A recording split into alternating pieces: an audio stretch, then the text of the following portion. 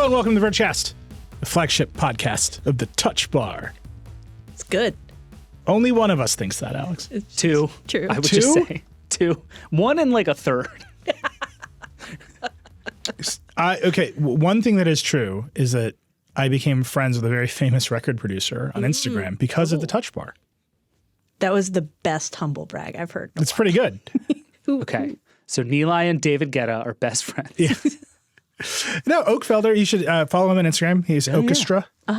He's super cool. We're just like dad friends. We just like pictures of each other's kids now. This for you. But he did a video with us just about how to make music with a Mac during one of our music video series. And he was like, and he was using the Touch Bar on his computer. And I was like, what are you doing? And he's like, I love this thing. And he was like swiping through Logic on the Touch Bar. And we just started. Wow. That's it. That's the beginning of a beautiful friendship. It's beautiful. Yeah. I should have talked to him. A beautiful dad friendship. Yeah. He doesn't post about the Touch Bar on his Instagram. It's mostly like him doing recording artist stuff and pictures. I think if more people had, it probably wouldn't have gone away. Yeah, if more Grammy award-winning musicians were like the Touch Bar rules, I think we'd be in a very different spot in America in 2023. It would only be on the 16th.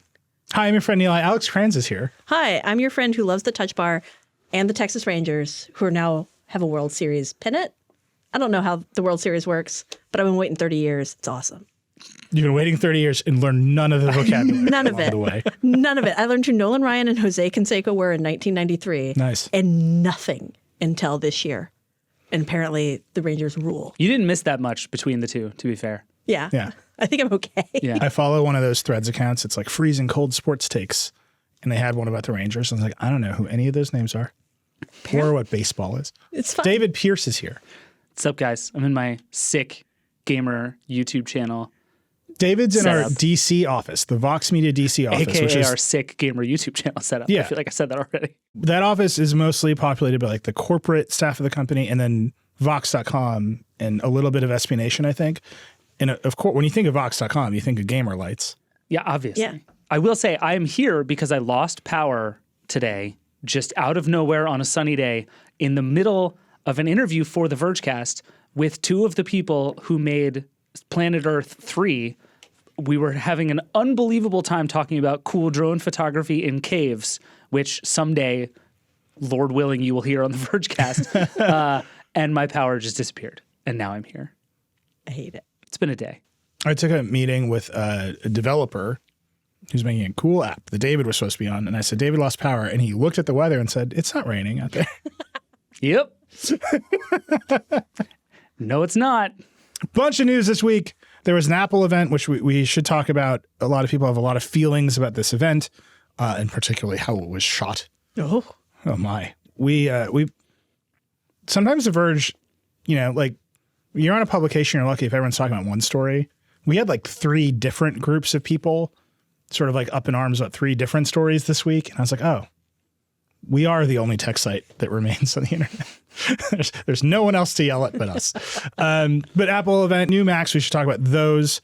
We published the next installment of our big Google package about sort of where we are on the web and what's going on with search now that AI is coming. I would say that really got a lot of people going. And those people happen to be search engine optimization experts. So their comments are impeccably formatted for discoverability. It's a nice reminder every once in a while. Like, do you have those moments where like a corner of the internet wakes up in response to something and you're like, oh, I didn't even know you were there. Yeah. It's like when the knitters get really angry, you're just like, oh, all the people who love to knit, they just hang out together. That's so cool. Yeah. That's not a when. That's a permanent case with the knitting community. The knitting Just community is constant pissed rage. at all times. They're holding needles and they're not afraid to use them, Yeah. sir. But it was like we accidentally walked into the SEO bar this week. No, we barged into it and said, you all suck. that's what we did. And I don't want to shy away from it. We'll get to that. More Google news. They're about to go to trial in the antitrust case with Epic.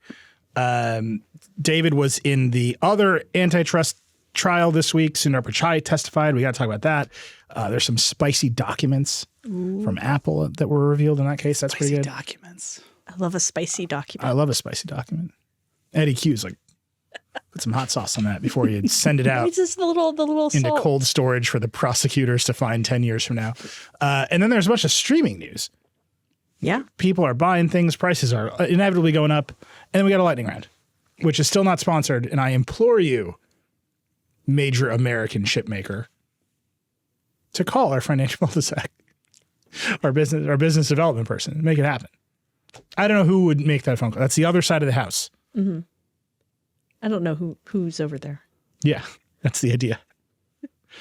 Yeah, there's some good stuff in line around too. Okay, let's start with the Apple event. Scary fast. I would say I was very disappointed. There were not more Halloween jokes. You were also just wrong. Like, we should just call this what you were wrong. And I feel like this is the time when you should atone for how wrong you were about what Apple was doing. Yeah, where is your scary costume today, Nilay? No, thank you. I dressed, my parents were here for trick-or-treat. I dressed them up as a witch and a warlock, which means I put hats on them. Yes. And then my dad was like, oh no, I lost the hat. What a surprise. My prediction, if I recall this correctly, would just be like over the top TV production. They're going to compete with Monday Night Football. Craig Federighi doing a vampire voice the whole time. Mm-hmm. That did not happen. And I want to make it clear I was wrong about that, but also that I was right in that it should have been what happened. It would have been better if that had been what happened. Because the actual announcements were so lackluster that Craig Federighi doing a vampire voice, I think, would have been more fulfilling to people. Yeah. Right? Yeah. Nilay, you posted at one point on Threads, I think, something to the effect of Apple has lost the plot of why people actually watch these things. What did you mean? This one in particular. So if you go back and watch a Steve Jobs Apple event, he was the master of making you feel like, one, he understood the problem, and two, only he could solve it, and three, the product was cool as hell, right? Mm-hmm. And that here is the solution to the product. And that first part, I understand the problem, is I think, as a person who came up covering these events and watching them unfold and watching them grow to what they are now, that's the part that's gone, but it's also the thing that was the most fulfilling, right? And I'll just put, everyone knows the first iPhone event, right? The problem is all these buttons down here. Mm-hmm. So we're going to make a touchscreen. Like, and he put up the problem. He was like, here's a picture of other people's idiot problems, and I'm going to fix it for you. And this is how smartphones are going to work now. He did that like all the time. And Apple traditionally kind of does that, right? They like identify the problem and they're like, here's how we're going to solve it. And this one in particular, I just felt like identified no problems.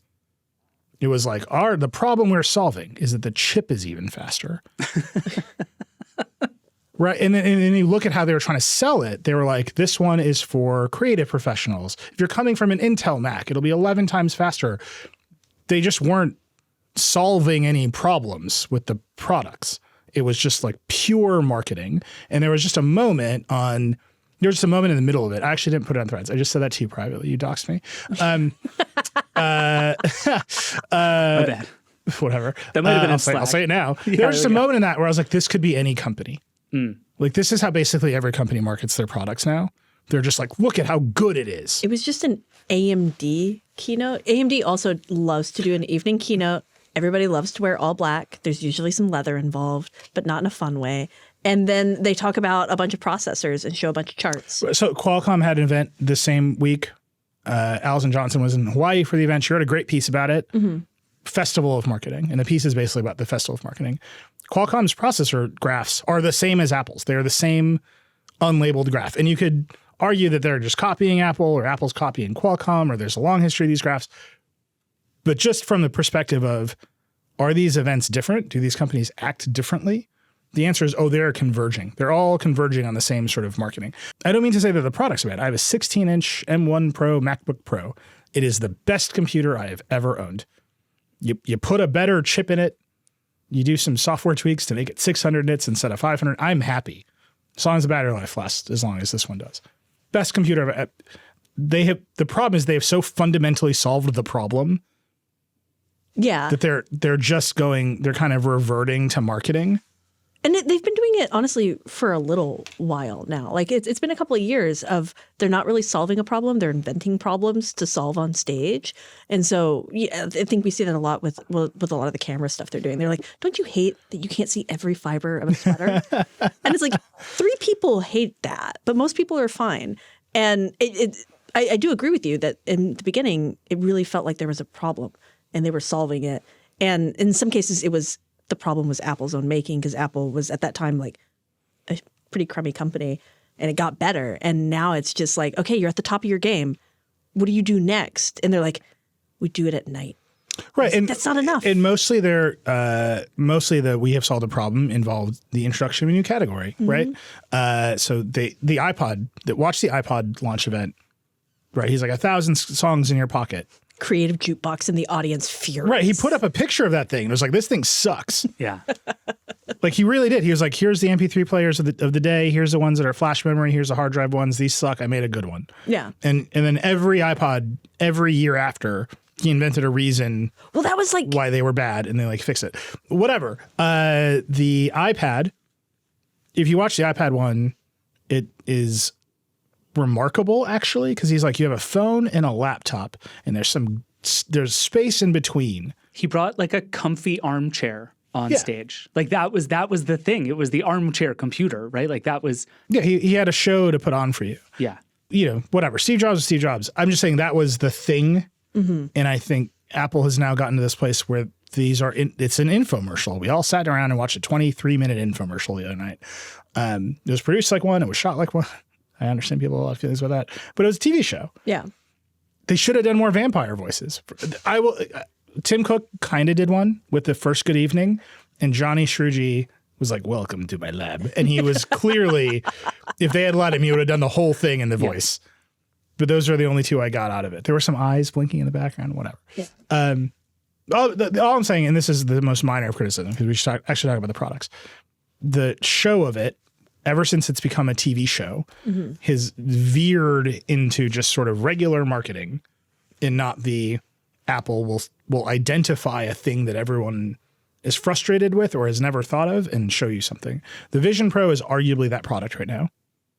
Right? It's the new category. It's the new use cases. But they didn't have a problem to solve for it. That's, I would say, is the problem. Yeah. And we'll see how it goes. But yeah, we don't need to over-index on whether the 23-minute last-minute Mac infomercial was like the best Apple keynote of all. When I say they've lost the plot on why people watch these, it's if you just watch them now, the only problem they have to solve is like 5 years ago you bought an Intel Mac and now you should buy a new one. Yeah. And that's not a great problem to solve. Yeah. Which I think is why they're leaning ever harder into pros, right? And that was so much of what this event was about. I just keep thinking about when they launched the Mac Pro and we were getting demos of it and seeing how things worked. The demo was literally Avatar. Yeah. It's like, these computers are so good. Imagine if you were making the most complicated movie ever made in history. You would need this Mac Pro. And you're just like, all right, sick. Like, how many Chrome tabs can it handle? Like, what? We've just gotten into these tiny niches where this stuff, especially having to do this every year, right? Like, if Apple only had to tell this story every 5 years, it wouldn't be that hard. Telling everybody who bought a computer in 2018 why the M3 MacBook Pro is going to blow your mind is not complicated. But they have to keep telling this story year after year after year. And it does, you can just see it get sort of smaller and smaller and smaller, the people who are sort of actually meaningfully going to notice the thing over last year. And again, in a lot of ways, that's a really good thing. Like, these are great, super mature products. It just makes this particular job much harder, I think. Yeah, that's why Qualcomm does it in Hawaii, because they ran into the same issue. Like, all of the processor companies have been dealing with this for a very long time, and Apple's now having to reckon with it too. Where like, yeah, these speed improvements are nice, but they're mainly nice for when you look back 5 years, and most people in our industry don't care about that, and a lot of our readers probably don't care about it. Like, my brother, who has a 5-year-old computer, might care. But those people who tune into these events to see the next big thing don't care about a small speed bump. Yeah. I will say that there was one problem they created that they solved to great acclaim, which was the touch bar and the butterfly keyboard. The butterfly keyboard, I'll give you. The utter lack of ports on the MacBook Pro. and they fixed that a couple years ago. Yeah. Again, best computer I've ever owned. And then this year was the end It's of the 13-inch MacBook Pro with the Touch Bar. yeah. I feel like we've kind of been memorializing it since it stopped getting a lot of the same updates as everybody else. It was kind of sitting off in the corner by itself, clearly on its last legs. Yeah. But this year they were like, no, we're done. We're out. Yeah, we're putting the stake in the heart. We're salting the earth. We're closing the door. We're done with it. And it's a bummer. Good vampire imagery. Yeah. I'm bringing it. Apple didn't, but I did. I still liked the concept of the thing. I still wish they had like leaned in on the Touch Bar, but the Touch Bar was really a placeholder for the M1. Like the Touch Bar came out because they wanted to show everybody they cared about laptops. Because in 2016, they didn't care about laptops. They were running, all the MacBook Pros had Haswells in them from like 2014 or 2013. And they were like, no, we care. So look, we've got this cool new way of thinking about computers. We're putting a Touch Bar in it. And everybody's like, cool, what can we do with it? And they're like, we'll get back to you. Yeah. But it's cool. And then a few years later, they're like, we got the M1 and this is really cool. And everybody's like, oh, that is cool. I want that. And so I always feel it was just a placeholder to keep people invested in Apple laptops until the real deal showed up a few years later. Right. That's a very kind way of thinking about the Touch Bar. I was just, when you care about something that deeply, you're always looking for the good. Yeah. Yeah. I think they made a giant mistake and refused to admit it for so many years. That honestly, I think that was the period where they thought the future of computing was the iPad. Mm-hmm. And they were pushing everyone towards the iPad, and then Mac was languishing. Yeah. And everyone thought you need to put a touchscreen on the Mac. And they were like, no. They still, maybe some people kind of do. There's a Bloomberg report, by the way, this week or the week before, where Garmin said a forthcoming touchscreen Mac. Oh, What? wow. This is a real thing. Who knows? What? Yeah, one day. But right, this was the height of what you might call Apple's touch era. Uh-huh. And they weren't going to do it on the Mac because they didn't want to cannibalize the iPad in any way. So they're like, you want a touchscreen on the Mac? Here's a weird little one. Also, the keyboard is garbage and it has no ports. And people resolutely refused to let the Mac die. Yeah. Until they re-upped the MacBook Air, and then eventually the M1 came out. And then the weird thing was they did the good MacBook Pro, the 14-inch MacBook Pro. Mm-hmm. They did the MacBook Air. The MacBook Air got all the way to M2. And this weird, dumb 13-inch MacBook Pro with the Touch Bar just persisted. I want to... It's like 2 years beyond its expiration date, at least. Yeah. I want to know who were the people still buying it there at the end? Some people. I don't know, man. We wrote a story a couple of weeks ago about somebody who bought a Wii U the other day. Like, there's people out there. There's people out there doing stuff. Yeah. But no, I think Apple made two mistakes with the Touch Bar, which I do not believe still to this day was a fundamentally bad idea. It was a good concept. Mistake number one, look down at your laptop right now. And if you're in your car, imagine a laptop. If you're in your car and you have the ability to look down at your laptop right now, pull over in your car. And also call the Vergecast hotline because you are our people. Yeah. Do you see how you have all the function buttons on your laptop? Mm-hmm. Do you see how there's still some space above it between where there's just space? Put the Touch Bar there. That's the answer. Like, they said, what if we took away a bunch of buttons you love and replaced it with mostly nothing? Like, that's terrible. That's not anything. I still believe to this day that if the first version of the Touch Bar had kept the escape key, the Touch Bar had like a 60% chance to be successful. But it was because it didn't have the escape key, and all of a sudden, this very basic thing that professional computer users do all day, every day, became harder because your finger couldn't find it anymore. Like, instant disaster. Yeah. That's mistake number one, was getting rid of keys people use to add this weird thing that no one ever asked for. Mistake number two was stopping investing in it. Like, Apple has a good history of saying, we care about this thing, and thus you developers should figure out what to do with it. And if it does that long enough, it usually works. And on the Touch Bar, for like 15 minutes, they were like, come build cool apps. And then they were like, never mind. We're probably going to bail on this idea anyway. No, so they had a huge problem here. They do this all the time. The best example is iPhone, right? They bring a high-end feature to an iPhone Pro, and the next year the regular iPhone gets it, and then everyone has it. Yeah. And then developers are like, wow, look at all this cool stuff Apple made. I've got some ideas I need too. They never brought the Touch Bar out of the MacBook Pro. Exactly. Because they knew it was bad. Oh. They were watching all these pro users stare at their horrible keyboards and they thought to themselves, we cannot give this to the general public. Hence mistake number one. Yeah. Like you can't get rid of the function keys. Yeah. It's like if Apple was like, look, we built this cool touch bar, but also we just scrambled all your letter keys around. Like, no, Look, it's dead. Don't do that. It's amazing to me that we've spent this much time on the touch bar, which I finally vanquished. They announced like 3 new processors and 4 new computers. We talked about all that on Wednesday. Who cares? You know what? We talked earlier about how they didn't solve a problem during this event. They did. They got rid of the touch bar. Not having enough processors. Yeah. No, they got rid of the touch bar. They solved a problem. If they had led with that, like... See, that's a good Halloween show. Yeah. Tim Cook dressed up as the Grim Reaper, chasing Eddie Q in a touch bar outfit down the hallway. I would have watched 2 hours of that. That's pretty good. I would have pre-ordered at the end. I don't want to watch that show, but I would have watched GIFs of it. I would watch the TikTok clips. It's pronounced GIF. Yeah. So if you want the deep dive on the main announcements, the Wednesday show is there for you. Quickly, they basically spec bumped the 14-inch and 16-inch MacBook Pro. They spec bumped the iMac. They did not do a bigger screen size. They spent an inordinate amount of time saying that 24.5 inches, 4.5K display was perfect. Yeah. Sounded a lot like the touch bar is going to revolutionize computing. It was just a lot of like, this is the perfect size in between 4K and 5K. And it's like, is it? Or is it just the size in between 4K and 5K? It's just the one you already made a lot of. Like, yeah. That's it. I'm dying because I really wanted a new 27-inch iMac to replace my 2015 27-inch iMac that I already rescued from its planned obsolescence in our studio.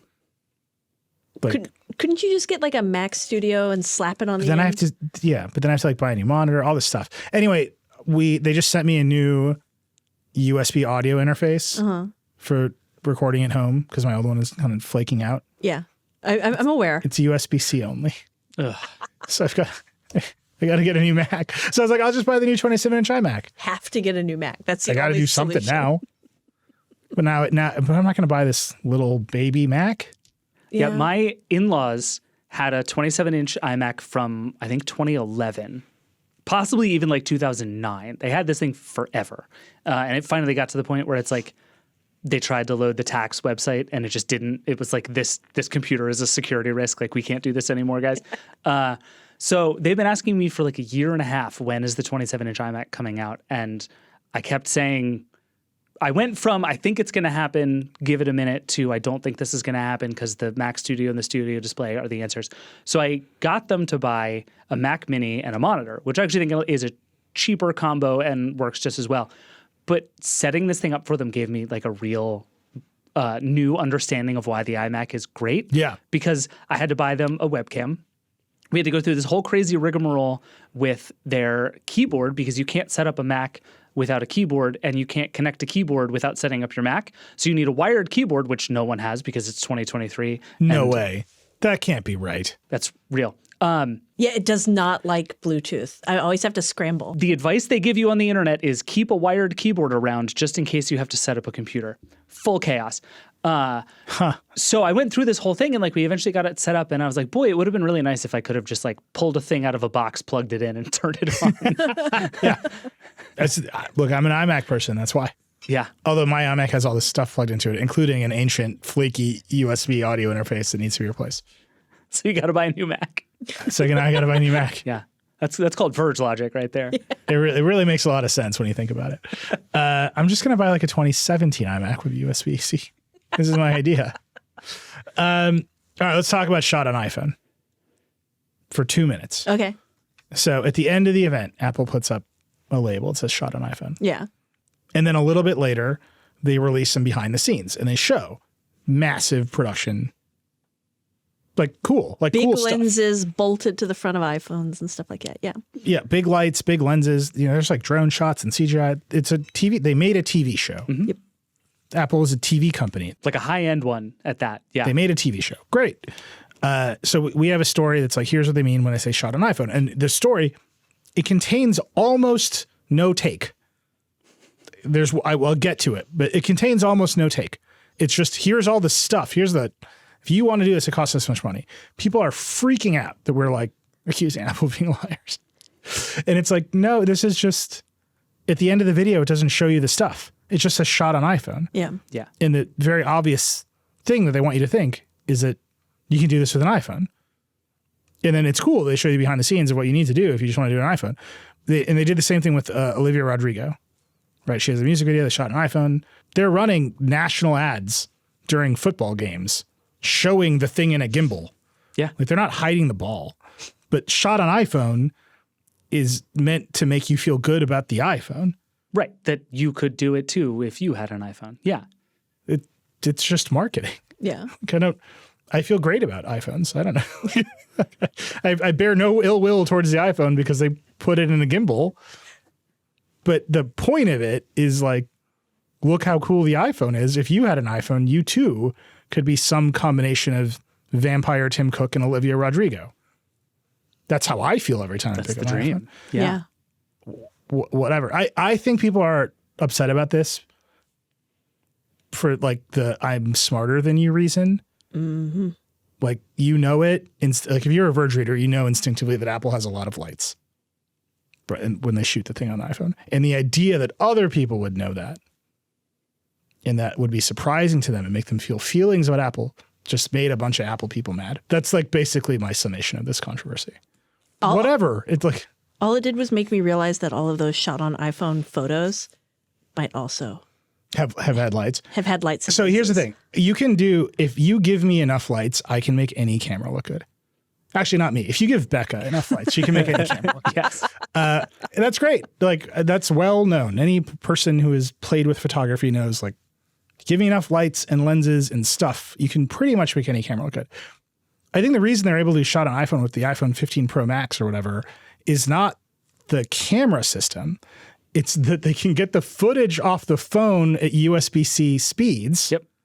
And it shoots in log, which is software. I bet if Apple wanted to write a custom version of iOS that could shoot in log, they could do it. But the 15 can now do it for everybody. And it has the hardware capability of getting the footage off the phone. And so these are two things that are very important for pros, and Apple's showing off, like, look, this sensor and this thing, and the thing is good enough where you can replace a professional camera in some contexts if you have enough lights and professional things. Right. But that's like a very hard thing to communicate. Yeah. Like, we've changed the port to USB-C, so now you can shoot a professional production on the phone and you don't have to wait 6 days to get the files off the phone. I would say not the world's greatest marketing message. Shot on iPhone, very good. Yeah. Yeah. I think to me, the challenge is always that when we talk about smartphone shooting, it's kind of two different things that actually are totally different, but everybody kind of wants to have the best of both worlds. So on the one side, you have something like this, which is like a very high-end production. And basically all they did was take out a fancy camera. Like they took out a Canon camera and put in an iPhone. Otherwise, the whole setup is essentially the same. And that's actually what they say in the behind-the-scenes videos, that one of the coolest things about it is how little of the process they had to change. They can still see the footage on all their monitors. They can still do this stuff in real time. They can get all the stuff that they need. Like, plug and play into an otherwise very expensive professional setup is one side of thing, right? The other thing we talk about with smartphone photos and video is that it lets you do stuff you couldn't do otherwise, right? Like, I remember Anthony Bourdain's team used to talk about this, that like when they started shooting with iPhones in restaurants instead of big TV cameras, it changed the vibe. And you can just get places you couldn't otherwise. Like nature photographers talk about this too, that like you can get up close to things with a phone in a way that you can't with a giant camera with a giant lens. And so we have this idea that when we say things like shot on iPhone, the mental image is like a person holding a phone up in front of their face. That's obviously not how it works. Like no professional anything is actually shot that way. But the mental image that I think Apple and everyone else wants you to have when you think about that is that it's essentially Tim Cook standing there and like, I don't know, Craig Federighi standing there just like pointing his iPhone at Tim. If you think about it for 1.5 seconds, that's obviously not what's going on. This is what I'm saying. I think this is what people they're like mad about, is they've thought about it. And sometimes when other people learn something, a reaction of people on the internet is to get very mad about that. I mean, I do that anytime someone says, "Have you heard of this film?" Yeah. I get so It's just weird. I've heard of all the films. Yeah. I think that's very human. I'm not blaming anybody for this reaction. Yeah. I'm just saying I think I'm identifying a thing that is happening that has nothing to do with whether marketing elides the difference between a professional camera shoot and Craig Federighi holding up front. Like, of course the marketing elides the difference between those two things. It's an ad. Like, it's the richest company in the world is making ads. Like, duh. I really want Craig to shoot the next iPhone. Yeah. Keynote. He's just chasing Olivia Rodrigo around while she crashes cars in a vampire outfit. All right, that's that. Whatever. You can feel however you want. I hope you enjoy your iPhone. Please shoot more music videos and send them to us.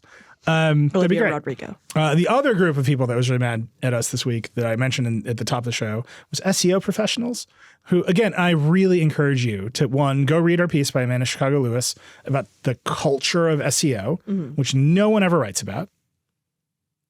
We can get to the piece, but then read the comments from the angry SEO people, because the comments are some of the best formatted, like if they could have put H2s in the comments for better search discoverability, they would have. The keywords are impeccable. It is amazing. It is the funniest thing about this whole situation is the SEO professionals being mad at us, but doing perfect SEO by instinct in all of the places where they're yelling at us. It's chef's kiss. So we have this big package all year. It's been the running theme of our year. If you care about AI and you think AI is transformative, which I think a lot of people do, and you are looking at the canon of C+ AI generated content that is being fired at every platform in the world, you're like, oh boy, the web's going to be weird. Oh boy, what's Google going to do? What's Google going to do when it starts doing more of the generated answers instead of just 10 blue links?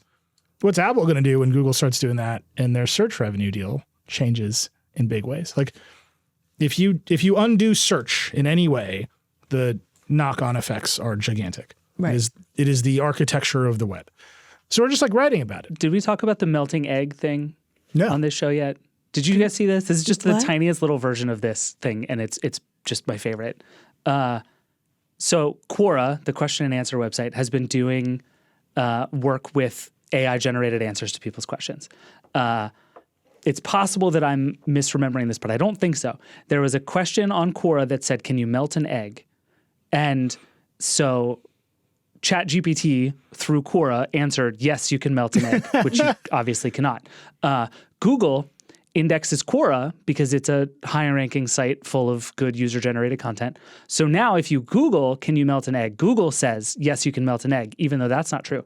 So then a bunch of news outlets pick up this story about being able to melt an egg, which feeds more data back into these generative systems.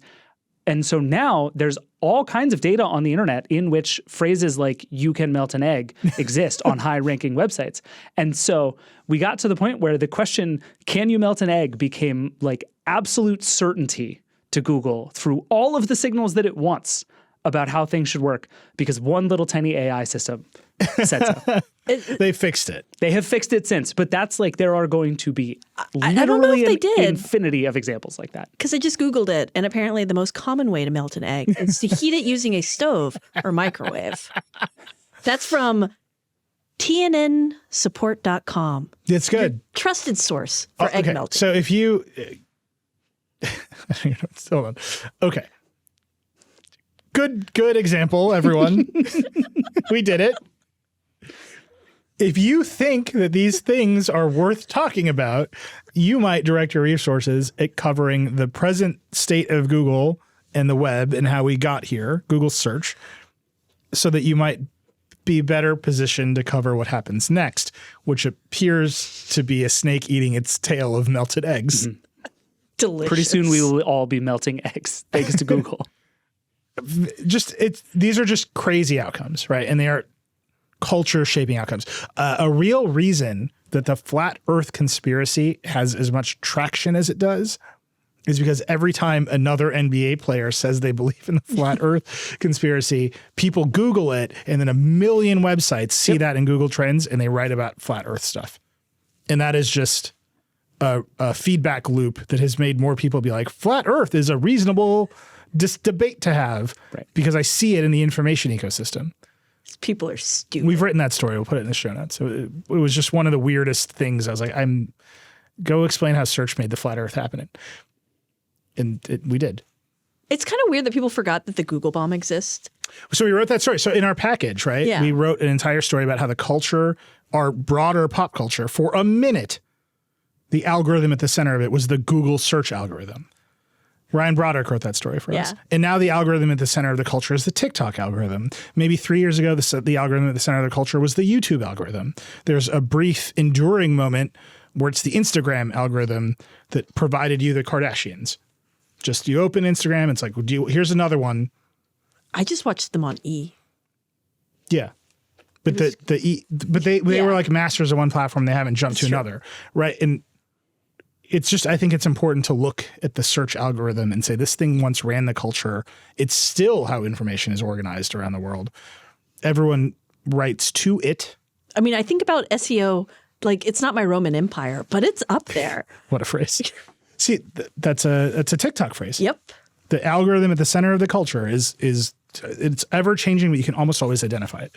So writing all these pieces, we'll link to all of them. Last week we had a piece about restaurants naming themselves near me. Mia Seto wrote it. It's incredible. It's great.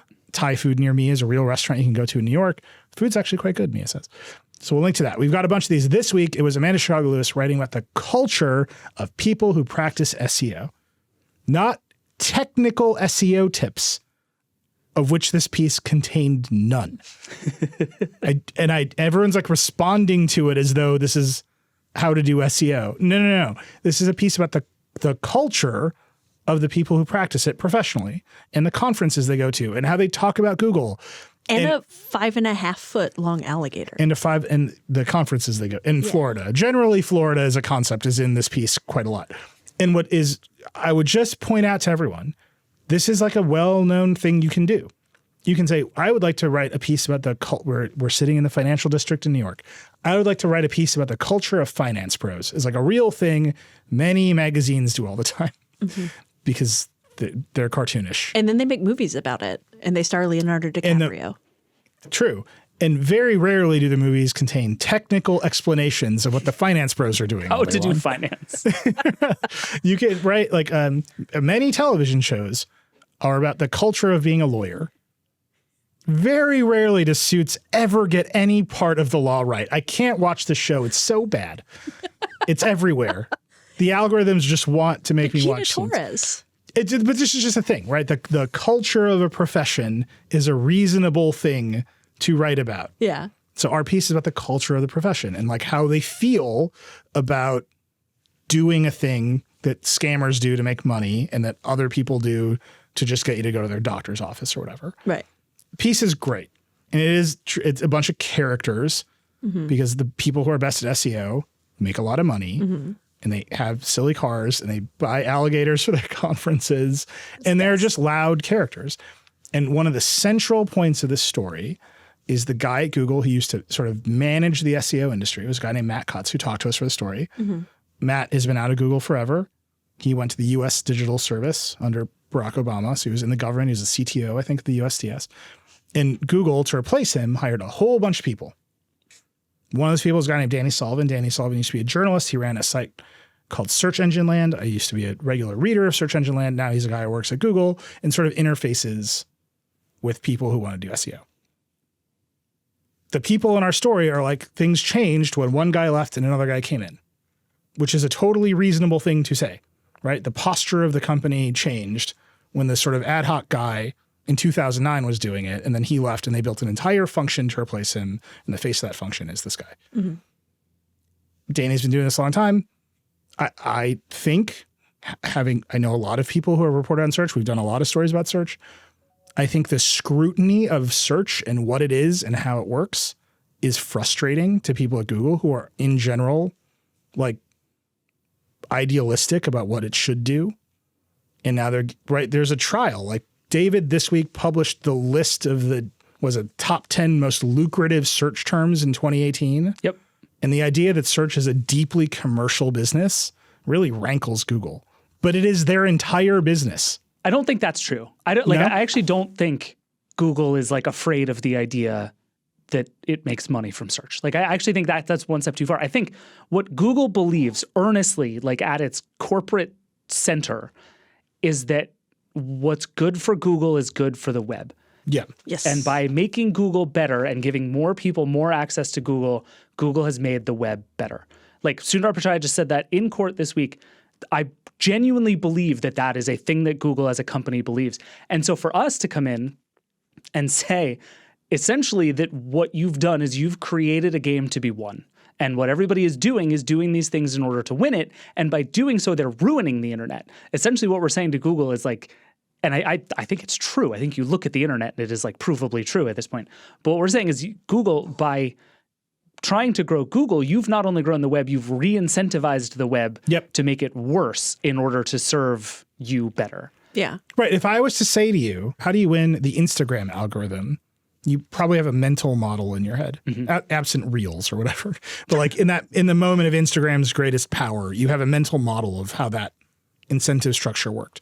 If I was to say to you, how do you win the TikTok algorithm? You may or may not have a mental model. How do you win the Logan Paul era YouTube algorithm? You probably have a mental model, right?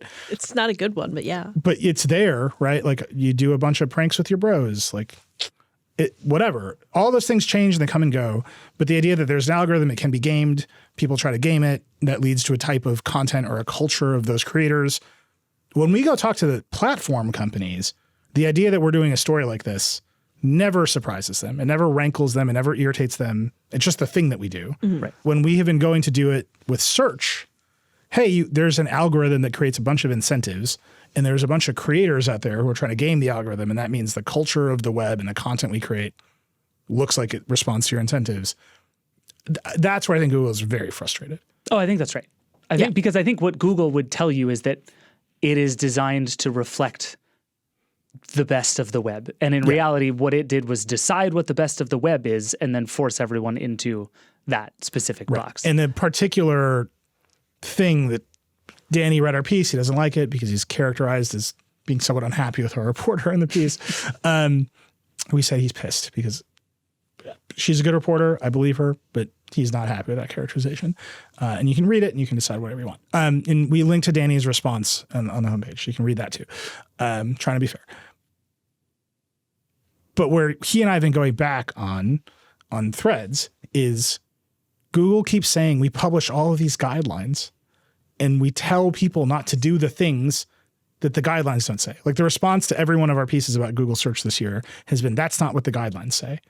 Which is just thousands of pages. And then also in the next breath, they're like, the best thing to do is not read the guidelines. Yeah, just make great content. Just make great stuff. And it's like, well, why do you publish all these guidelines if you don't want anyone to read them? Right. And there's a real tension in there. Like if you are a person who builds a website, our website, a lot of the schema of our website is designed for Google. Like the underpinning of the layouts of our pages are designed to be predictable for Google. Okay, like I don't feel bad about that. I want our stuff to be searchable and discoverable, but I also don't want us to write headlines for the Google search robot. I want us to write headlines for people. And like there's a real tension there. And one of the things that makes that tension worse, I think, on the web in general, is Google doesn't like recognize that tension exists. So that when scammers write headlines to fool Google, they win.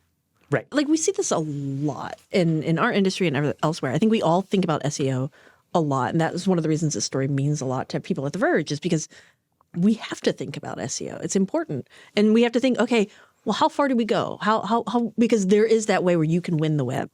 Yeah. And you can prove everyone that you can melt an egg. We are 6 months away from one of our major competitors emerging as like a totally AI written content farm. Exactly. I feel it in my bones that is the thing we will compete against with next year for search traffic. And I mean, that's exactly what's happening. We're seeing our major competitors go down that road after we already watched them go and do things like, say, hey, check out the hands-on for the new iPhone 15 Pro 2 weeks before it was announced. So they can gain. Can we just do some SEO scam rundowns? Yeah. Our real competitors have done. Yes. So the one Alex is talking about, we have a lot of competitors who a month before any device is released, they will put up a page. And it's a hands-on page. It's basically a holding page. The headline at the top, a lot of the copy is about the hands-on, and then it'll be like, come back on this day to check it out. This is just an SEO game. Like, I think that's fake. And now we have covered this a lot too. Mm-hmm. We have big competitors like Geo Media and CNET and others who are running trials of AI generated content. And their staffs are furious about this. They're not happy. The people who make the work are not happy about this, but the corporations are doing it. And they all say the same excuse, which is we have to learn how to use this stuff. And it's like, you're learning nothing. Yeah. Well, the other one, I think my guess would be one a lot of people have encountered is when you search for some kind of coupons on the internet, the number of sites that you would not expect to have a sneaky hidden coupons page for Bed Bath & Beyond that nevertheless has a sneaky hidden coupon page for Bed Bath & Beyond is like alarming. And it's... I just bought a Solo stub. I took the coupon right from Wired.com. There you go. That and was it's like, a totally weird experience, but I was like, I'm supporting my friends.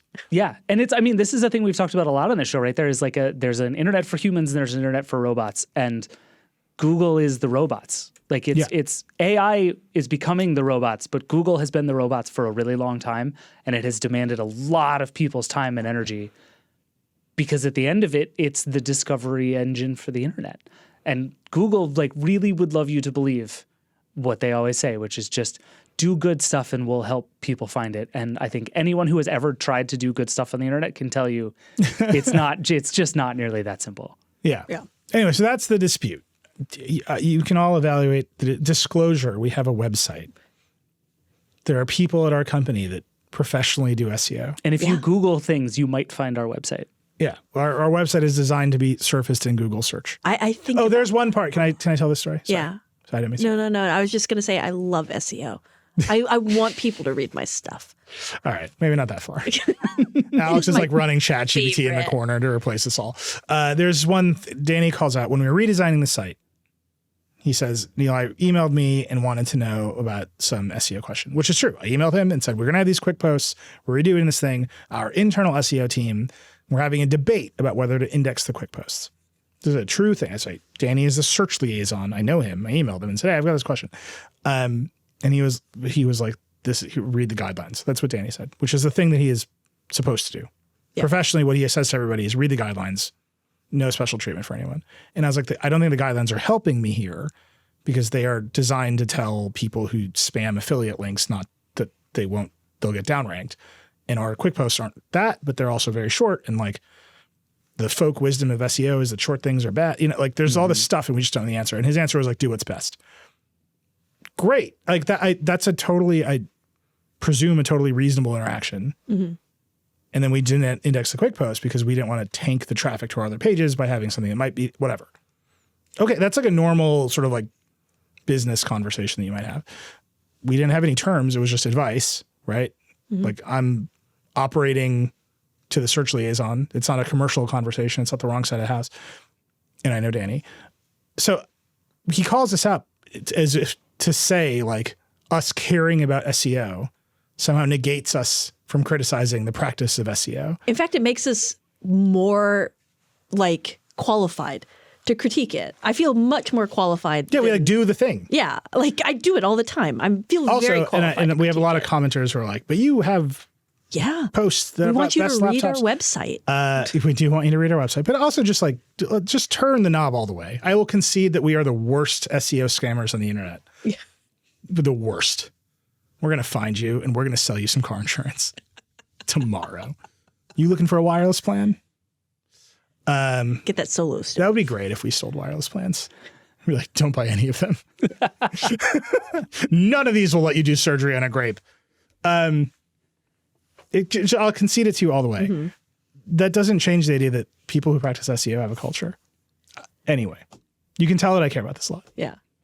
David, I want to come back to a thing that you said real quick and then we can wrap this up. Like Google doesn't care if you think about search of the business. You were in the courtroom this week where literally the CEO of Google was talking about Google search as a business and what it means and how it works and this big deal with Apple. What's going on there? It was really interesting because the deal with Apple has been the story of this trial so far. Like fundamentally, if you really want to boil this entire antitrust trial down to one question, is it anti-competitive for Google to give Apple what we now know to be $18 billion a year in order to be the default search engine in Safari? Like that's it. That's the whole question. Because even if that one deal goes away, everyone else testifying is saying that blows the search market wide open.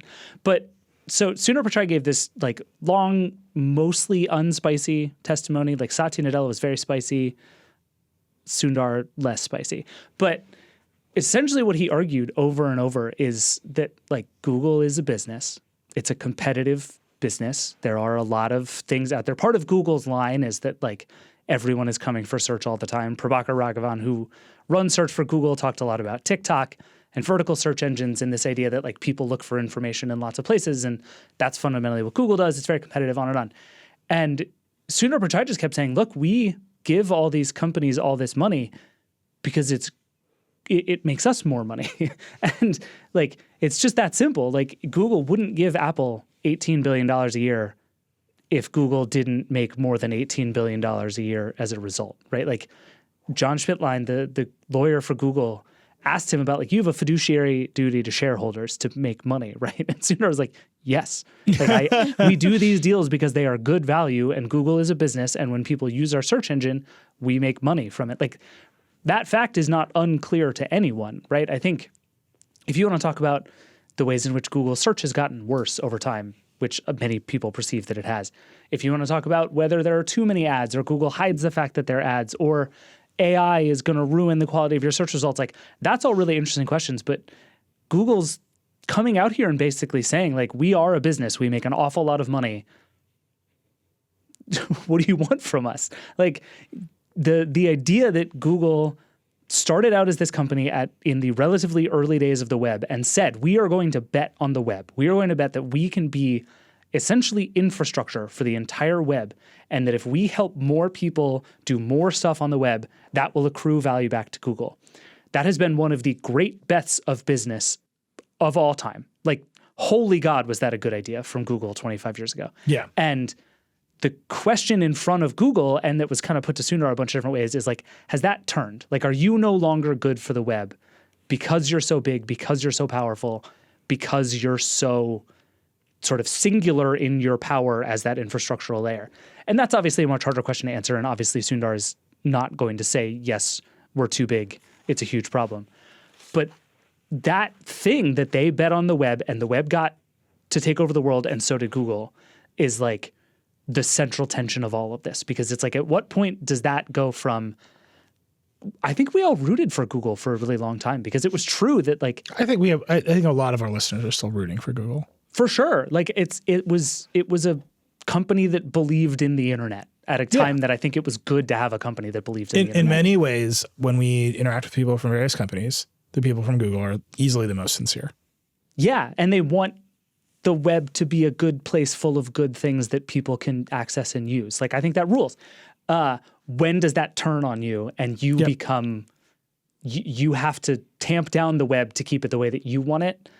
That's the question. And like, has Google tipped over that line was what Sundar was kind of being asked indirectly over and over. And it was fascinating to see it distilled down all the way that far. I would point, we're going to link to this too. David wrote a story about Google AMP as part of our Google package when Google clearly went over the line. Yeah. And had to roll it all back. But that's such a fun example, right? Because Google is like, okay, if we don't do this, Facebook will. Right? Like that's a response to a real threat from a company that was like actively trying to destroy the open web. Like that's just like naked aggression against the open web. And so Google did what it decided to do, I think was way too far over the line. But to respond to that in some way and say, we have to preserve the open web, not wrong and not out of bounds with what Google had always said that it was. But it's that same thing. It's like, where do you go from what's good for the web is good for Google and everybody wins to we have to keep the web just like this so that Google can keep winning?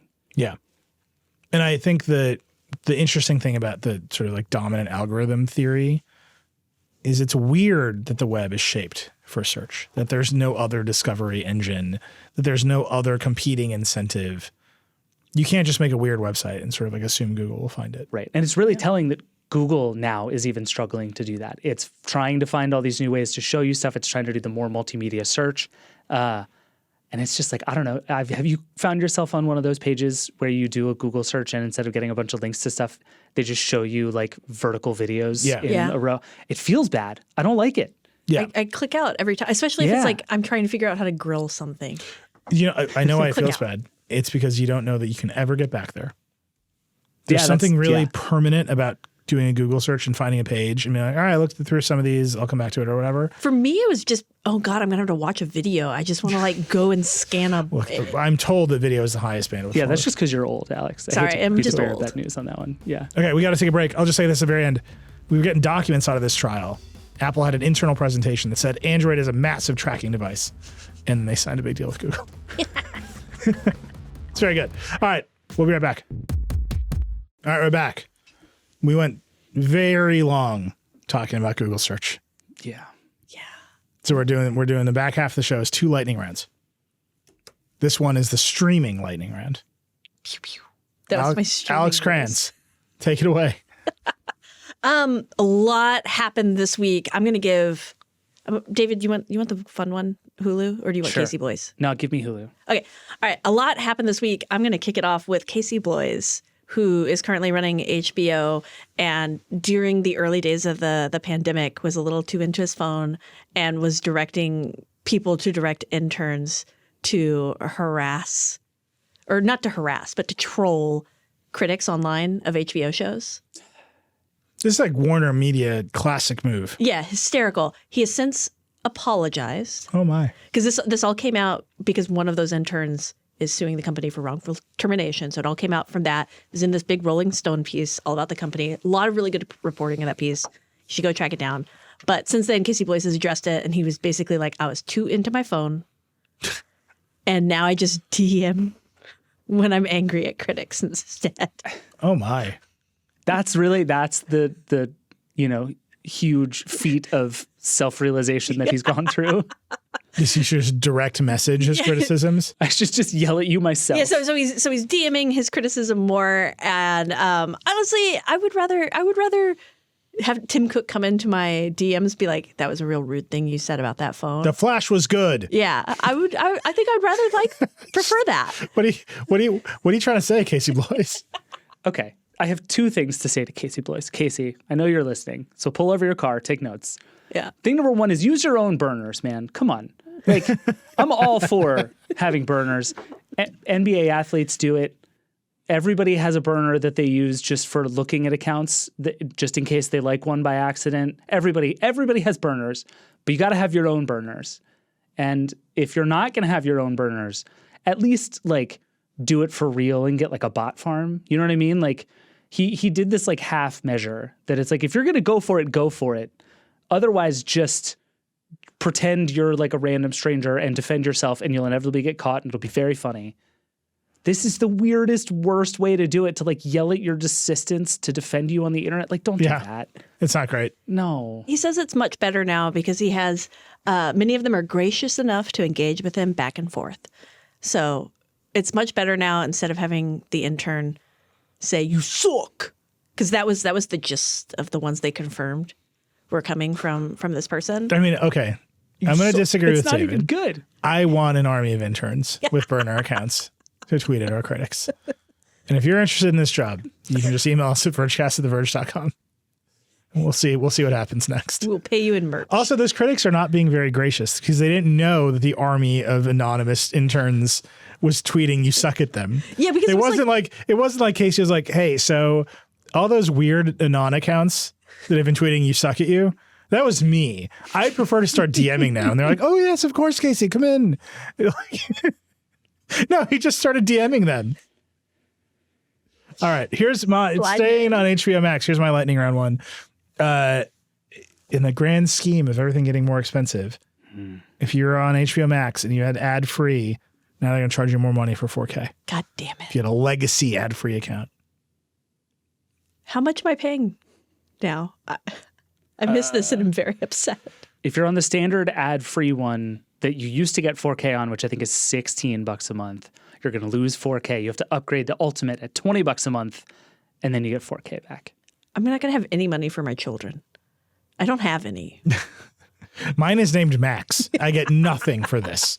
I should get a substantial discount. You should. Where did we land on our would you cancel your streaming services before you gave up 4K? A lot of people agreed with me. That's what I'm going to say, is a lot of people agree that, yeah, they would rather cancel than give up 4K. Yeah, that was most of the feedback I heard too. Honestly, the audacity of Max, who was late to 4K and half-assed 4K and is still half-assing 4K, to expect me to pay more. I'm going to do it, but I'm going to be so furious the whole time. This is the problem with millennials, Alex. This is the same energy I bring. You and your avocado coast, your $20 a month of garbage 4K. No children. What am I doing with my life? Do you know what I've realized recently? So I've been sort of systematically going and downgrading everything to the ad plans because I just want the ads. Like, I'm good. Give me the ads, 4K the ads. Yeah. You want that Myrtle Beach timeshare. The strangest thing I have discovered is that I kind of love it because it's a phone break. I now, like, 4 times an hour, I get a phone break. So I don't look at my phone during shows anymore because I know that in 7 minutes, I'm going to get 3 minutes to look at Reddit or check my texts or whatever. And then it's perfect. It's just like a tiny little intermission where whatever's happening on the TV happens on the TV, but I get to look at TikTok. Your house sounds horrible. You're watching like 480p Survivor on a garbage fast service, looking at your phone and for 3-minute chunks. Anna's sitting next to me doing spelling bee, and I'm sitting here. I do connections during one. I look at Reddit during another one. I check my email and Slack during another one. And then it's the end of the hour, and I've watched the whole show. It's perfect. I don't know about this. Ads, all right, what's your man. lightning round one beyond your bad idea about watching ads? Ads. What if there was an ad break, but just no ads? It's just silence on the TV for 2.5 Everybody minutes. gets a phone break. Yeah. Exactly. Sponsored by Intel. Mine is Disney appears to be actually for real about to own all of Hulu, which we've kind of known is coming for a while. But it seems like approximately 1 minute after Comcast was allowed to exercise the clause that would force Disney to buy the rest of Hulu, it did so. Now comes the part where Disney and Comcast have to figure out what Hulu is worth, which I think is going to be really fascinating. They set it up in such a way, basically, and Alex, correct me if I'm wrong, but I think I understand this right, which is that a bunch of years ago when they made this deal that would allow Disney to eventually buy all of Hulu, they valued Hulu at about $27 billion, which meant that the roughly third of the service that Comcast owned was worth like $8 and change billion. Now, that's the minimum price Disney is going to have to pay. If the price has gone down since then, sucks for Disney, they still have to pay that money. I don't think it has. If that price has gone up, Disney's going to have to pay the 8 and change plus whatever percentage difference there is based on the new valuation of Hulu. So the question now is, what is Hulu worth in the market? And we're about to find out. It's a deeply weird time in the streaming world. Streaming is both like ascendant and a mess. I have no idea, but I think figuring out how much money this is, especially for Disney, which is not in a super good position to be writing checks for $8+ billion at this moment in time, it's about to get really weird. I think it's going to force Disney to actually think about what it's doing and what its strategy is. I don't think Disney's been doing that lately. It is a weird time to announce this deal when the cover of Variety is Marvel screwed? Yeah. Which is a piece worth reading. Yeah. It's a great piece. I wrote kind of an addendum to it. It's on the site right now. They don't know how Marvel... Like Marvel's just in a bad spot, and the piece was very kind of weird because it refused to blame Kevin Feige, who runs Marvel Studios, for anything. But then everything seemed to quietly, like, they'd be like, yeah, there's someone at the top and we don't know what to do. It's like weird story. But yeah, I think Disney has to figure out, it's got multiple services. For a long time, it was like, this is for adults and Disney Plus is for babies. And maybe it's going to merge the two together. It's also got the Hulu Live subscription, and there's a reasonable amount of subscribers there, but not as many as you think. Hulu is still way below Disney Plus in subscriptions. So it's going to be like, They already own they own everything on it because it's all Fox and ABC shows. So they own everything. It's just like, well, what do you? I don't know. I think that all the people who have to figure the price out are going to fight, like the Comcast and the Disney folks. I want to be in that room watching those two groups fight each other because that's going to be really cool. But one assumes that Disney is planning to sell ESPN, and Comcast knows this, and they would like some of that money to come back to Comcast. That's fair. Disclosure. NBC Universal, a division of Comcast, is a minority investor in Vox Media, our parent company. We produced a Netflix show, which you should go watch. It's called The Future Of. I was the executive producer of that show. It's really quite good. But I'm hopelessly biased in favor of that show. Which you should watch on Netflix. Which you should watch. You should. Yeah, that's it. I think that's all for now. Yeah, we all have televisions. I think those are the ones that are implicated in this conversation. We, again, our site is discoverable in search. We have a TikTok account. We use YouTube. Two more. We won an Emmy this week. Hell yeah, Becca we won did. an Emmy for her YouTube series Full Frame.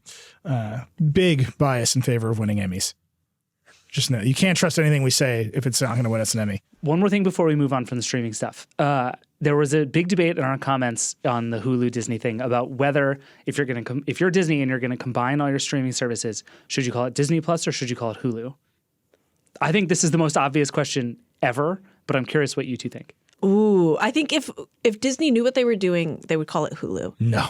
Yes, 100%, because Disney itself has a very specific brand identity, and that's what You mean the terrified. best brand identity potentially of any brand anywhere on planet Earth? But also, Disney is the good brand. That's literally what it is. Yeah. It's the good brand. Goodness and happiness and I joy. literally and heard Babies. one of Becky's aunts say out loud, what is the difference between Hulu and Roku? And I looked at her and I was like, you know what? That is a surprisingly deep and meaningful and good question. it's a good question. It kind is. of is. Right? I think that's a good question. Like, it's just TV stuff. Yeah, but the problem with Disney is that Disney is not just Disney. It's ABC. Well, for now, it's ABC. These it's are all FX. solvable It's all of these things, and they're running into the exact same problem as HBO or as Warner Brothers. And Warner Brothers obviously went with the incredible Max. And here's the real opportunity for them to be like, we're not going to do that. Disney Plus was always kind of a stupid name because it was. And instead we're just gonna Here's what they're click gonna to Hulu. Here's what they're gonna do. They're called the Everything app. It's gonna be called X. It's gonna do payments. You can date Minnie Mouse. It's gonna be amazing. Elon will be furious. Grimes is gonna send you a Bitcoin. It's all gonna be great. All right, we gotta take a break. We'll be right back with Lightning Round Part 2. We'll be right back. Okay, we're back. Can I start with my favorite thing of the entire week?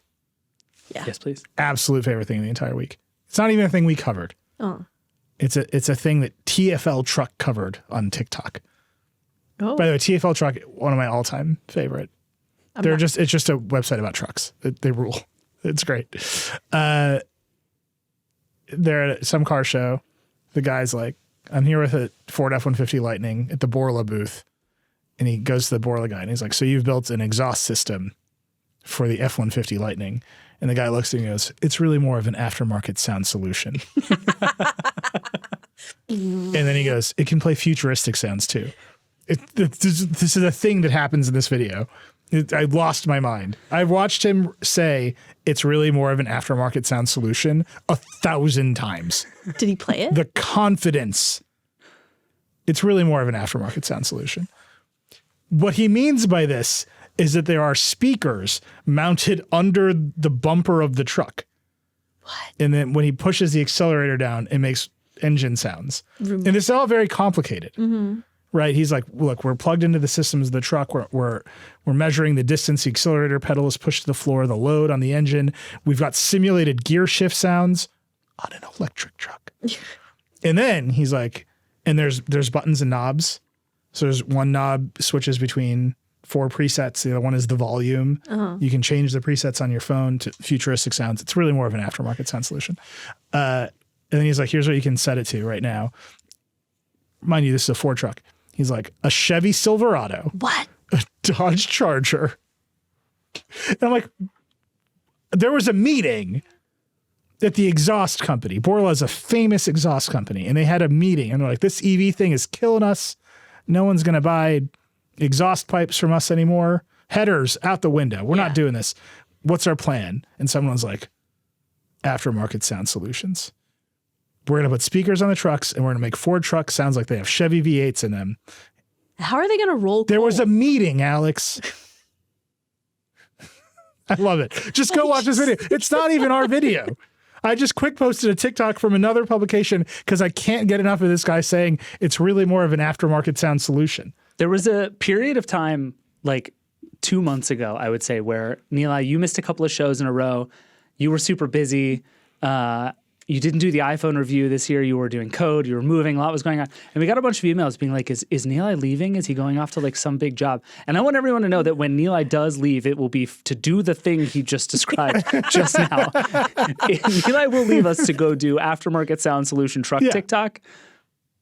And that will be the end. That's the only thing. If ever Nilay disappears, look for him on truck TikTok. And that's what it will be. I just got to go watch the video. Well, it's just the confidence. It's really more of an aftermarket sound solution. You're very, like, I feel confident listening to you say it. I just, like, if you're buying the way it just, the number of companies that are solving the sort of like political culture war of EVs by being like, here's what we're going to do. We're going to put speakers on the car and we're going to make them sound like they burn gas. And that'll fix it. Dodge is doing this. They are. They call it the Fretsonic exhaust system, and they won't admit that they're putting speakers under the car. At least Borla's like, yeah, it's what does it sound when it's like crossing water? like the speakers are drowning. It that was really good, actually. That was really good. It was really good. What you want is to drive your battery-powered truck into some water and make it bubble. Everyone very confident that that's a good situation. Nilay, did you say it's called Fretsonic or Fratsonic? Fratsonic with a Z. Fratsonic. That's fantastic. Frats. It's whatever, man. All right, what's yours? Okay, mine is Chris Person, who friend of the Verge, has a great story up on the site where he hacked a robot vacuum to make it more like secure, because robot vacuums, they're going around your house. You're hopefully wearing pants when they're going around your house. Yeah. Always wear pants. And they're mapping your house, they're mapping everything, and then they're uploading all of that to the cloud. And while it is typically pretty secure, it is also a potential privacy nightmare. Yeah. And so he had to go use this project called Valetudo. It's a great name. Valetudo? Valetudo. And so he used this project to hack a robot vacuum and make it disconnect it from the cloud and still make it work and do all this stuff. And it worked. But he's hacking. This is not just he's in the system. He's physically removing boards and adding new boards. And he was working on this for a while. And he's working with, I believe, Dan Seifert. And Dan would just be like, oh, yeah, I'm just getting all these pictures of robot vacuum guts. And you're like, what is going on over there? Has he thought about adding an aftermarket sound solution to his robot vacuum? Just full Silverado V8 powering through the living room. It's going to sound great. But the story is really cool. And I love the idea of it, especially as the other day, like I kept having to stand in front of my robot vacuum cleaner and it would like bump into me. And I was like, oh my God, none of these photos can ever like be leaked because it's just the worst look for you. Just horrible. Because it's like, it's from your feet up. Yeah. So it's like, it's basically even worse than that one where you pull your phone out and you go to check something and the camera's facing you and you're not expecting it and you've got 4 chins. Mm-hmm. There's like 12 chins on your ass, on your face. There's a lot of chins happening and nobody needs to see that. So I feel like I kind of want to hack mine now. My robot has become a supervillain in my house. The noise that the little like boop, boop, boop thing that it does right before it starts scares the hell out of my dog. For some reason, she like literally as soon as the vacuum doesn't even have to move. As soon as she hears that noise, which it for some reason will occasionally just make randomly out of nowhere, she just goes flying upstairs and hides in the bed under the covers and will not come back for hours. And our 11-month-old, he is now crawling like a maniac and he sees this little glowing light and he presses the button because that's fun. And then it moves and it hits him and he doesn't like that. No. And then it's like, oh, well, I have to get around this. So it just keeps moving a little bit, like an inch at a time and just bashing into his legs over and over. So I have to figure out a place to put the robot vacuum that is somehow accessible to no one but can still vacuum my floors. So if anybody has any like sneaky hiding places, I think you just for get like vacuum, a drone apparatus for your child. Oh yeah, I'll get the Ring flying camera. That'll go super good. My dog will love that. That'll go really well. Every time I've ever bought an expensive vacuum, it's been shittier than the like $30 vacuum we bought when we were like very young. We were in a hotel in Tennessee a couple of weeks ago, and the one vacuum that they had in there was this like piece of crap dust devil that weighed nothing. And all anyone talked about all weekend was how nice it was because it was so light and small. Yeah. Just like this piece of junk vacuum is like my favorite thing I've ever used to clean floors because it weighs nothing. I have a $1,000 LG vacuum with Wi-Fi that empties itself into a stand. And I thought this was so cool. It looks so good, man. Oh, I just like looking at it. Yeah. We have a $30 shark that just outperforms that thing, coming and going. Yep. Just all that money is in the Wi-Fi chip and not in the part that sucks up dirt. It's I have it run 4 times a week, and that kind of helps. Yeah. I've never had any luck with robot vacuums, and now I've heard about the ass chin situation, and I never will. Yeah, don't go right. look at the images. David, what's your lightning round item? Ass chin situation. If we could title this episode of the podcast "The Ass Chin Situation," I would very much appreciate that. That would be great for SEO. No one's Googling ass chin situations. Mine is, I was picking between 2 Google things. One is that now you can put the Chrome URL bar on iOS down at the bottom. Mm-hmm. Most controversial decision on the internet for a while there, if you guys remember. But the one I ended up choosing was Google is now selling, like in pre-registries, .ing domains. A fun fact about me is I'm obsessed with domain names. I find them totally fascinating. And there was this thing like 10 years ago where ICANN was like, we're going to put out 1 million new kinds of domains. You can be .pizza, you can be .restaurant, you can be .online, and we're going to reinvent the way people think about web pages. Instead of trying to be a .com, you can just be, Alfredo's .pizza, and that's your restaurant. That didn't work at all. And if you go to like a messaging system or email or Slack or whatever, most of those don't even show up as URLs, which I would argue is like pretty spectacular failure. So now Google's out here trying to make .ing happen. And their thing is like, if you want it to be, if you're a flight booking company, you do book.ing or fly.ing, and they're charging a ton of money for it. R.ing, which would be Ring. Obviously, it's like if you're not Victoria's Secret, if you're Tiffany's or whoever, $130,000 a year for this domain name. And I just think Google has been way out in front of these. They're called top-level domains or TLDs. And all these like alternate TLDs, Google has been out in front of for forever. .xyz has actually been fairly successful as a kind of catch-all thing. .ai had a moment. .social has kind of had a moment. And now Google is going to try really, really, really hard to make .ing a thing. I really want to have they see me roll .ing. But that's I don't very have, good, Alex. $200,000 a year. Like, Nilay, can I have some money? I got an idea. Wait, didn't Google leave the domains business? Google sold its Google Domains business. Not even sold, I think just gave to Squarespace. Yeah. Which some people are very mad about. But it still has its like overarching TLD registry Gotcha. thing. So it like administers these domain names, but it doesn't do the buying and selling and management of them. That's not confusing at all. No. Google, fun fact, is one of like the handful of companies on earth that owns the most domains. It owns just a shocking amount of domains. I've never figured out the exact number. Messaging? Oh, that'd be pretty good. That's a good one. They should just call it GChat. Just putting it out there. Put full manifestation. Just call it GChat. All will be forgiven. The government will give up their antitrust trials. We'll stop covering SEO. Just call it GChat. We're so easily bought. That's your disclosure. If they just call it GChat, we'll back all the way off. Huh? Deal? No deal. The last one I want to call out. X had its first all hands with Elon and Linda Yaccarino. Alex Heath has the full transcript of that meeting. You should go read it just to witness the wild vacillations of Elon making stuff up and Linda having to pretend it was part of the plan. Yep.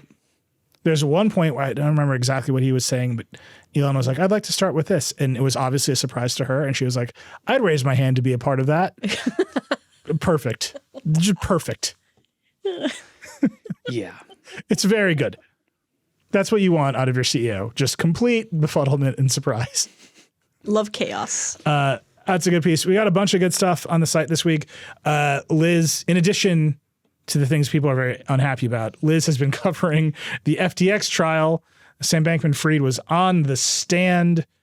He is lighting himself on fire. There's no other way to describe what is happening in this trial. That dude's going to jail. But you should read the coverage because Liz is a great writer and she's having the time of her life covering this trial. And also, it's probably going to be over there's a non-zero chance that by the time you're listening to this, a verdict has come in. Yeah. And we're going to talk about that on the show next week for sure. It's going to be guilty. It would be a shock if it was not. I agree with that. We have a great video Andy Hawkins made about delivery robots, which is very cool. You should go watch that. Like I said, Becca won an Emmy this week, which is incredible. Go watch them full frame in celebration. And then, like I said, we've talked about this a lot. We have a big feature this week on SEO. You should go read it. We'll link it in the show notes. And then speaking of Andy, he has a great piece about the EV transition and the weird liminal spot it's in right now, where it seems like it's ready to start happening, but instead culture war. Instead, culture war, America, 2023. Go read that. But it's also the car makers have kind of blown it, right? They assumed that all the demand for Teslas could be applied to their existing business models. Yep. And so they made big, stupid trucks instead of like little EVs that people want to buy.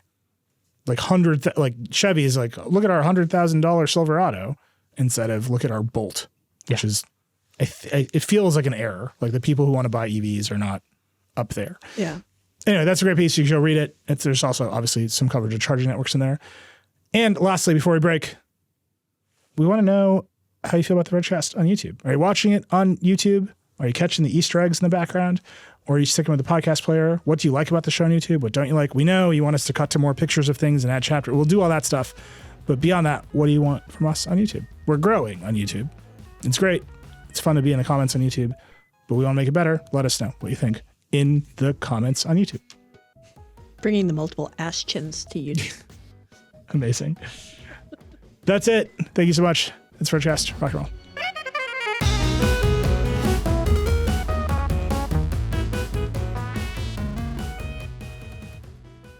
Okay, Nilay, the show's over. We can finally do this. We had the GameCube's here. The GameCube's here. It's the Heinecube. This is my Heinecube. You can smell the beer. I thought it was gone. It's purple. I forgot what color it was. This is legitimately 20 years old. It looks. So after the show where I was talking about the Heinecube and you told me it was worth thousands upon thousands of dollars, I tried to remember where it went. And so I ended up talking to a lot of my friends from college, which was kind of awesome. So I called my friend Robert because I thought I gave it to him. And I knew it was in his apartment. And we chatted for a while, shared some photos of our children. And he was like, I think I gave it to Gabe. So I called my friend Gabe, but I didn't have his phone number.